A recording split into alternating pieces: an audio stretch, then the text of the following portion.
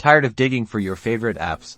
Let's get them right where you need them on your iPhone's home screen. When you download a brand new app, it usually lands directly on your home screen automatically. However, sometimes apps might get sorted into your app library. To find them, swipe all the way to the left on your last home screen page to reveal the app library. See an app you often use in the app library, simply tap and hold the app icon.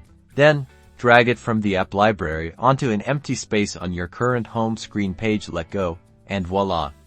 Your app now has a quick access spot. Want to rearrange your existing apps or create a neat organization?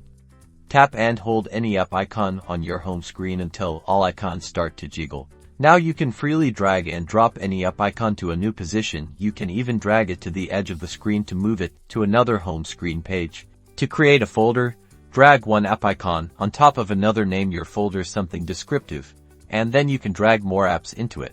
Once you're happy with your layout, simply tap Done in the top right corner to exit the editing mode. And there you have it, a home screen tailored to your needs, making app access faster and more efficient.